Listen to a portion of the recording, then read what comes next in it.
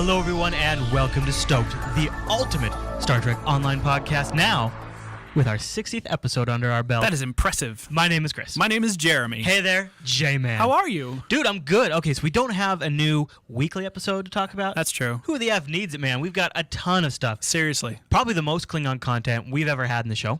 Well, maybe not ever, but for a long time. For a while. Yeah. And then we've got some Season 3 stuff that's awesome. Mm-hmm. I can't wait to talk about that. Actually, the Season 3 stuff is coming along real well, and we're just going to have to, we just got to spend some time on that. Yeah. Before we get into that, though, I want to mention a few things that didn't make it into our previous episode in regards to the Davidian finale. Yeah, we reviewed that. We spent so much 59. time in the previous episode just hating on it that we kind of got a bad rap for hating on it a bit, but I stand by my statements. Yeah, but I still stand by what I said. Yeah. I still, people respond to this primarily with the different attack methods of breaking up the Comet and the Klingons, but I'm going to replay it. My idea is as such. With the weeklies taking a little break, I thought there's two things I'm going to get into. We'll get into the second one later in the show. Yeah. But the first thing I'm going to do, just while I'm still doing it, is I'm going to re-equip into a cruiser, and I'm going to copy my character over to Tribble and use the new replayed Tribble feature that's in part of the Season 3 testing. And I'm going to see as a cruiser versus a science ship if it's a little easier to withstand that beating and destroy that comet. A fine test, sir. Thank you, sir. So what's the part that we missed? Well, you guys know last the episode? Ophidian cane that you achieved as the big reward. That this is also, by the way, a limited time, just like the Breen Boff was. It's only going to be around until they've said approximately when Season 3 launches. Okay. So if you want this cane, first of all, go do the mission. But another thing that some of you might not know that was pointed out to us shortly after the previous episode filmed was if you actually use that cane while standing within the perimeter of that triolic pattern enhancer, which I never did. it becomes the Ophidian, the snake. Right. And it improves its abilities to AoE drain. And Yeah, everything. it's pretty impressive what it does. It's pretty powerful. It does a great boost to your hit points. It also is it looks like it delivers a ton of damage. It does. Okay, now this is one that might not have been actually live when it launched previously, but there's a little Easter egg that's with the nerve tonic puzzle. I never would have caught this because you have to be a female character. We should just say this up front. Yeah, well, no, you can give it to your buff. I found that's out true. as well. And I do have female buffs. Yeah, so if you take that nerve tonic that you create with the help of the bartender, the big epic bearded bartender, if you take that item and instead of handing it to Cassidy, if you give it to one of your buffs or if you drink it yourself, you start dancing. You dance, well, I'm just saying it's a pretty dance. good dance. Yeah, it's a good dance. Yeah. And so to yourself or your buff, which is hilarious. I didn't even think of doing that. Maybe she needs a drink. Once in a while. Who doesn't? Everybody needs to loosen up. There were a few changes that came out for the previous mission. First of all, they're making that final combat that we poo-pooed on so much even harder. Yeah. They're actually eliminating the tactic that we used to complete the mission. The main trick that I think worked for both of us was to draw them away from the comet, race off. So that if you can't defeat the Klingons, at least you end up dying far enough away that you can then get to the comet instead of having to take them on. We probably shouldn't have said that on air because they tweaked that. Yeah, they made it so the KDF will immediately warp back to the nearest comet fragment upon your doom. Thanks, guys. Yeah. I guess they really want you to defeat the Klingons first. Yeah. All right, guys. All right. You made your point. We understand. Really, that kind of tweak, because they also tweaked a few other things in there. Well, the Slingshot. Apparently, first of all, there were some graphic drivers that were not rendering the circle. So a lot of people were actually having trouble just getting past that map. And that's probably a hard thing to test on something like this until you just get it out in enough people's configurations. So they've made it so that if you miss going around the rings twice, there's an autopilot option. So you do have to give it a try. See, when I saw that change, I didn't realize you had to go through it twice before they... Okay. Yeah. Because I enjoyed having to fly through I it. loved the Slingshot. And I mentioned in the previous episode, I almost missed a ring. So I could see how others were. Can I give you a guilty admission? Sure. I feel like a dummy on the internet for saying this, but I hadn't really made the connection that these could be changed after the fact. To me, these were Star Trek episodes, and just like actual Star Trek episodes, they're filmed, shot, and released, and now they're out there, and you can't make them better once they're released. And when I saw that they've tweaked one of the episodes, I thought, oh, right, they can always just make them better. It's a game. A whole new level of amazing blew off in my mind, like a little piece of my brain went pop. It's interesting that these weekly episodes have gotten so good at making us feel like we're playing a television show. I totally looked at it in that lens. Yeah. I was looking at it in the TV show completely lens. changed our way of looking at these episodes as episodes. Did that happen to you? A little bit, yeah. It did? Yeah. Okay, I don't feel like a huge dummy now, but it's kind of different for me because now I know that some of these things have changed. I kind of am envious of the people that haven't played them yet, because I feel like I can't replay them. I've experienced the episode that I experienced, and then the new people get to experience it a different way. Now I realize that's not true. But now you've experienced it in its original Prime form. Mm-hmm. So you get both best of both worlds. I got the director's cut. You get the original Prime, and now you can go replay the slightly improved version, Blu-ray remastered version. Exactly. Yeah. Wow. That's pretty trippy. Speaking of changes, though, we mentioned some of the new things that have been showing up on Tribble lately, and things are going to get tested. We definitely talked a lot about sector space last episode, and that is the biggest change, and that's becoming even more refined, I would say. And I've been jumping in. I've been trying to jump in every couple of days, test things out, because I really, really, truly want to help find little glitches here and there. And so I think it's a good time to get in and really experience some of this stuff. And I gotta say, my takeaway impression from these Season 3 changes, the continued UI contact improvement, so much better. And the information bubbles over systems when you hover over them, and you can see if a team player is playing there, and you get a nice picture of the system. The overall look of sector space, the refinements to a few pieces of art. There's so many little things. The change of traffic control from an anonymous traffic control person to your boss. It's now your helmsman, ostensibly, theoretically. These are just little things that really are some of the final polishing on the Stowe car that I really think needs to make it shine. And you combine this polish and these features that is already looking good in beta with the Foundry. Season 3 is going to be great. I think that Stowe is looking for a strong 2011 in my period. Yeah. In my opinion. I think coming into the next year with Season 3 launching them and the Foundry, and this polish, they're going to get a lot of people coming into the game because of the Foundry. Or people returning to the game. Or returning, and now they're going to see these improvements. And it's going to be a really good combination. I agree. I totally agree. Some of the new features that we're going to be getting with Season 3 are things we've been asking for months, probably since launch. Well, like the doors on Earth Space Dock are getting a little bit of a rework. No more barn doors, as people call them. And again, polish. Yeah. They're letting you sit in your captain's chair now, too. Which, we've given a hard time about the fact that how hard is it to sit in a chair, but apparently it was, and now you can do it, though. A chair is now an interactable object, and you walk up to that sucker and you sit down. I'm not totally thrilled with the camera angle. No, it seems like the camera is actually registering as if you were standing on your chair still. They just rolled this out on Tribble like last night. But one of the interesting things is that when you're in your captain's seat, you can actually still do all of your regular emotes, but not all of them. They have shut off a few that would make it look a little weird. Oh, they do. They just don't allow you to show them. Oh, okay. Yeah, because your legs stay planted. Right, and you just move from the waist up. Yeah. Which makes dancing look awesome. But it also gives you like those epic, cinematic moments with engage and stuff like that. And face palm. Yeah. One of the other recent changes is, I gave them a hard time last week about the fact that the Klingon crafting on Tribble was basically borked. You couldn't do it if you were a high-level Klingon. Yeah. They fixed that. So if you've been holding out to try and get your hands on that, it's fixed now. You can get in there and you don't have to be like a low-level new character to try it. That's Even good. if you're a lieutenant general, you can get in there and grab the low-level components by just going to the exploration zones. I wanted to talk a little bit. There's been a Design the Next Enterprise contest, and right now it's limited. I think not right now, indefinitely. It's limited to the U.S. only. Yeah, but sadly, that's due to legal ramifications. Yeah, it sounds like stuff not just copyright, but also like sending prizes overseas and stuff like that. It's a whole web of. But we're not limited in any kind of. If somebody out there, I don't know how this is going to work. Is there going to be an actual tool you download? Or I really don't know. Okay. It's not launching until December 9th or something, I believe. Like that. Yeah. And but I'd like to see if people want to. I would love to look at some of the ships that you guys are designing. Chris is a total ship geek. Yeah, and we'll look at them and show them on the show too if they're really good. So if you design a great ship and want to send us a couple of screenshots, and please do send like some angles of like.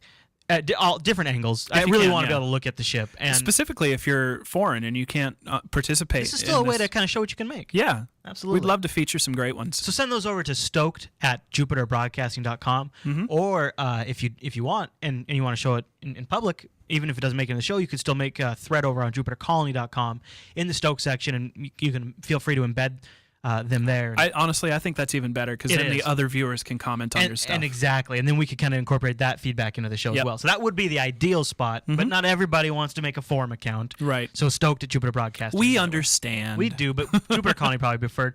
So I think that'll probably be the extent of what we do for that contest on the show, but I'd love to see what you guys do. So now, another event being held, if you want to call it that, by Cryptic very soon is, Black Friday's coming up. Yeah, they got the C-Store sale. Biggest shopping weekend of the weird of the year. Of the weird?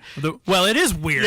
Walmart had a crazy great sale. Like 300% off. It was crazy. It was like $80 for a 30 gig Zune or something. Because they're trying to get rid of the stock, I'm sure.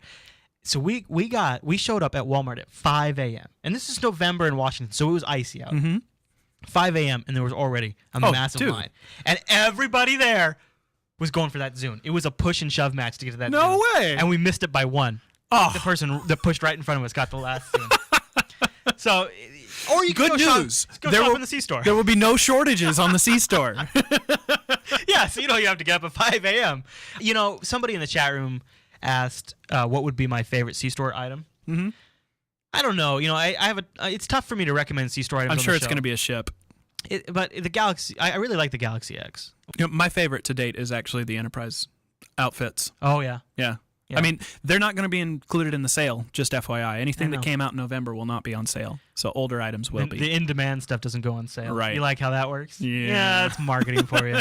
I think Excelsior's a good pickup, too. So I don't know what the prices are going to be, but if you look at them on Black Friday... I'm pretty sure they said 20% off everything. Okay. Anything that didn't, again, come out in November. If you've been eyeballing one of those ships, I do recommend picking them up for a discount. I think that's worth it. Now, I think that I want to shift gears here just a minute because you did mention that now that the weeklies are taking a break... There's something that we are both going to be dedicating ourselves to. Yeah. You guys have seen our background, and we mentioned earlier that we have some Klingon info for you guys. With this break, we have both decided that this is the prime opportunity for us to really sink our teeth into the Klingon content. It's definitely been personally an area for myself, and I'm sure for you, where it's just we just don't have a lot of expertise to speak on because we just have not played a lot of the Klingon side. Totally. We both have Klingon characters. And honestly, I feel kind of bad that I'm not able to offer the Klingon point of view on a regular basis. And now there's a lot of things, which we're going to get into some of. There's a lot of things happening on the Klingon side that it just does seem like the timing, there's a lull in content as far as if you haven't been exposed to a lot of Klingon content, it's essentially kind of new to you, so we can still experience some of that. I'm looking forward to some of the improvements that are coming up, so I'm really going to give it a go. If you've spent a lot of time on the Star Trek Online forums, there's kind of a common theme that the Klingon players are generally displeased with the content for the Klingons. You can't really blame them. No. From the larger standpoint, you really can't. No. They've been kind of shat upon. They have, and I think that when Daniel Stahl took over as the executive producer, he seems to have recommitted, in my opinion, in just monitoring what he's done and everything. It seems like he's recommitted. I mean, not just from this is what I plan to do. This is just but me an talking. actual resource assignment. Absolutely. I mean, you got new ships and new content coming out.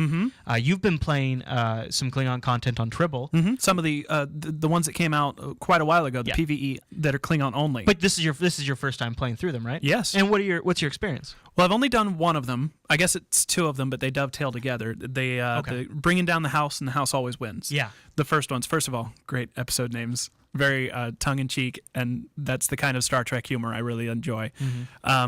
Just great Klingon content, really good writing that really draws you into being a part of the KDF empire. You were playing some of it during the pre-show, and I just kept looking over and going, man, that looks so great. The environment looked very rich, very Klingon. Yeah. And I was really impressed with that. And the writing is incredible, too. I mean, the whole series of...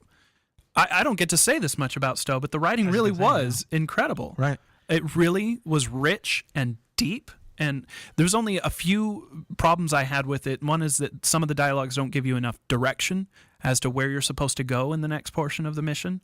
And you either have to open your mini-map and see where the circles are, or just guess. But I guess that's common in a lot of MMOs if you think about it. The chat room, and they're generally on board with you too. They think that they like it quite a bit. And I guess it would seem that while the dialogue might not give you the exact directions you want, as long as you can combine that with the mini map, it's not so bad. And it's not so bad. I would say that a lot of MMOs do make that make that mistake. I'll just give you a prime example. There's a line in one of the first dialogues that you encounter where the matron of the House of Martok asks you to go speak with her farmers and get more information on something. Very simple. You you can open your mini map and see. But that I the can already see circles a problem here. But Where's the farm? Where's the farm? It would have been just as easy for her to say, head to my farms to the east and speak with my farmers about this. But honestly, you hit M, and there's the circle on the map. Right. So it's not so bad. No, it's not a major gripe, really. And I think that if the rest of these PvE missions hold up to that level of quality, Yeah. this is going to be a great experience. Yeah.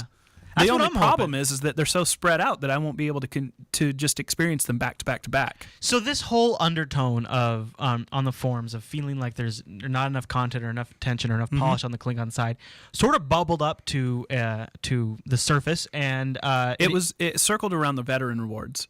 The 200-day veteran rewards for Klingons actually was majorly delayed, and now that the 300-day is rolling around, people are understandably upset about it. I mean, it's a major delay, and it's something that it's supposed to be a reward for veteran players, and they just didn't get nothing. So and this is the thread when Daniel Stahl popped up and said, "Okay, guys, look." Yeah. And he just kind of laid down a little bit of truth on everybody and says, In a gloriously sarcastic stream of rant. It was one of those posts that you read, and you look at it and you think, this seems like something that Atari would hate, but every single player loves, even if he's railing against the Klingons, because it's so honest, it's so speaks directly to the community and to the market that you're serving. It's just clear cut and how he feels, exactly what's been done. It reminds you that Cryptic is not this big faceless corporate entity. Right. You know, they're people that have a passion about what they're doing. Yep, and it was a great way to outline some of the efforts and say, really, look, in a paragraph, look at the stuff that's happening for the Klingons. And I'm going to be curious because right now my takeaway is, okay, enough, everyone. We understand it, but you got to realize there's limits and there's only so much time in the day, and they're working towards it. But I'm curious. After I spend some time playing through the Klingons, am I going to have that same opinion? I'm actually curious about the same. Am I going to be identifying more with the people whom Stahl ranted against? Right. Right now, I think, not only do I think he was completely justified, but I also really think it was, in fact, I think he kind of came back later and sort of apologized for it. And I thought I didn't think that was necessary. I thought I think it was PR prompted, to be honest. Well, and that's what I'm worried about, because it's that kind of stuff that is really it's genuine. Yeah. And that the genuineness of it is really And sometimes you need to see a knee-jerk reaction to something to really understand where someone's coming from. To see passion. Yeah.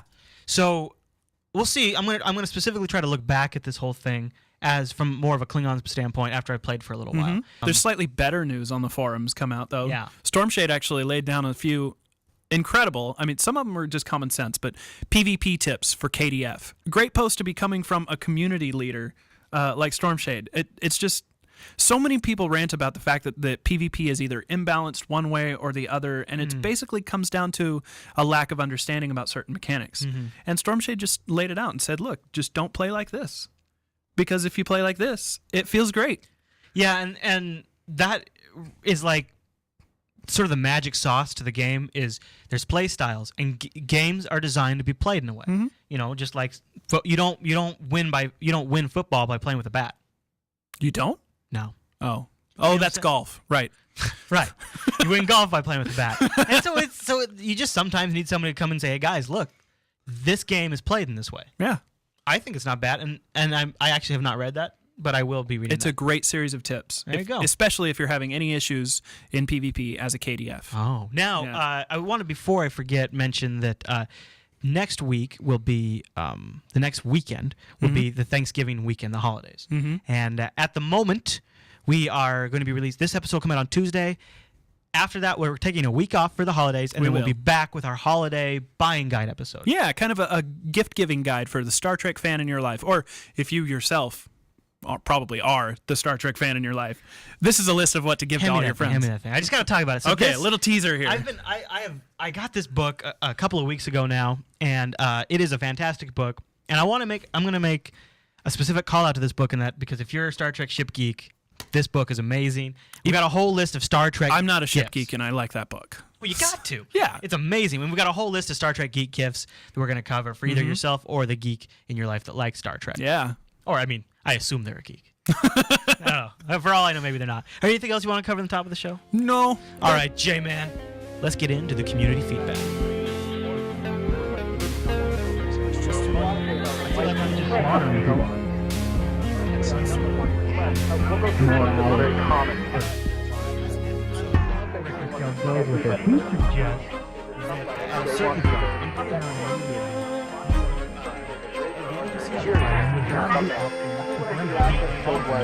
Right.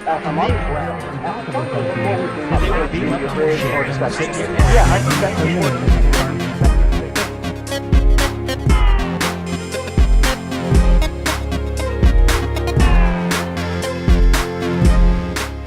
All right, everyone, it's time for the community feedback, and I gotta say, we're doing it again. We are asking for your top submissions for a mission that you would like to see created using the Foundry. Yeah, you might recall we did Invasion of the Ship Snatchers. Easy for me to say. Not really.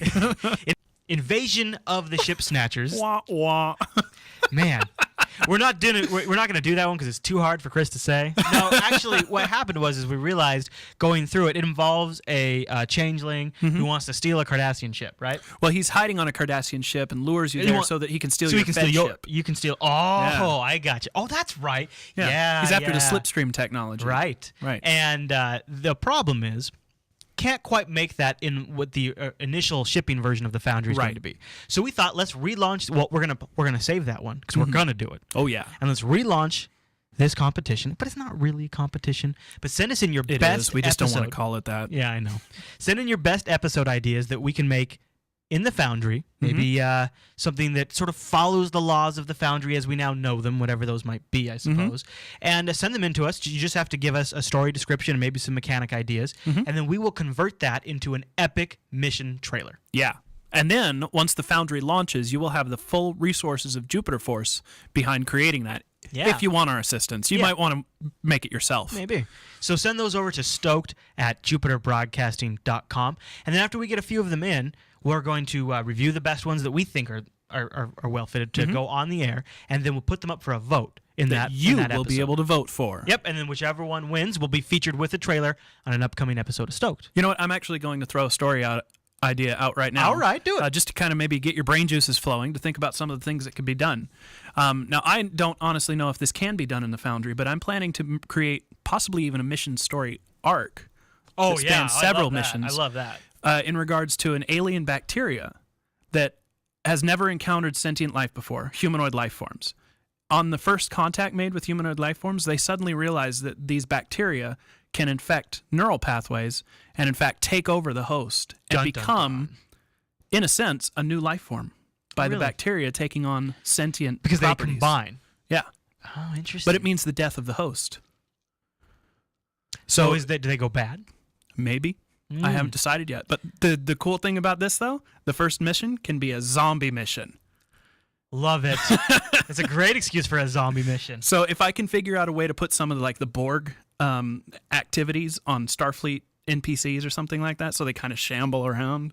That would be awesome. Yeah. Or, yeah. I was going to say just have them stand there, but it would be great if they could have some sort of motion to them. But that's a great idea. I like it. I was trying to brainstorm something, and because earlier I had mentioned a ship in the bottle, and where I wanted to run around on a ship, and I think that if I do something, I will be doing something in the Foundry. I'm really going to try to build something that is contained on a ship. Yeah. I don't know what yet, and we're going to be off next week, so I'm going to use some of that time that I'm playing and stuff to kind of brainstorm and come up with some stuff, so that maybe when we start featuring some, I might have an idea to kick around with you guys. And you guys have a little bit of time. We aren't going to be. We don't have an episode next week, so you have at least 2 weeks to give us your submissions, and then we'll start putting together the finalists. Yep. So send those in, STOked@jupiterbroadcasting.com, and maybe you'll make it on a show. And just like the suggestions of your ship design, if you want to put them in Jupiter Colony so that the public can see them and comment on them, we absolutely welcome that. Go over to jupitercolony.com, look for the Stoked section in there, and there'll probably be a thread. If there's not, feel free to create one. Yeah. But let's try to keep it contained in a single thread. That way it doesn't get too crazy.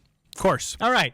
Well, you may or may not know that we do these shows live now on Saturdays. Next weekend, of course, we won't be, but generally we do. And you can see that and when we're going live and all those kinds of things over at jupiterbroadcasting.com/calendar. And, of course, we are just live over at jupiterbroadcasting.com/live. That's easy. Yeah. Not too bad. All right, everyone. Well, thanks so much for tuning in to this week's episode of Stoked, and we'll see you in 2 weeks.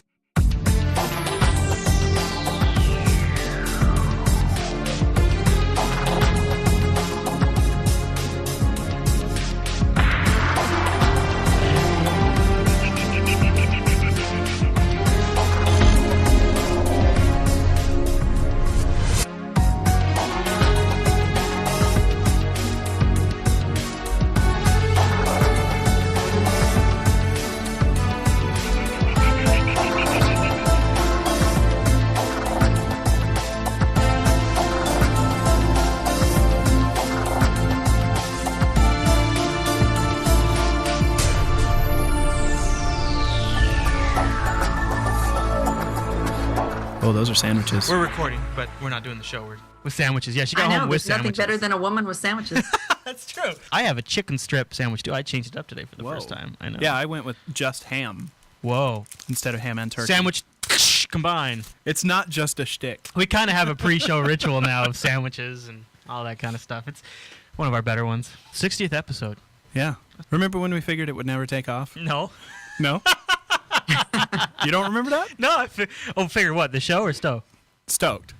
Our Oh. show. No, I never thought that. No. I'm the only pessimist in the room.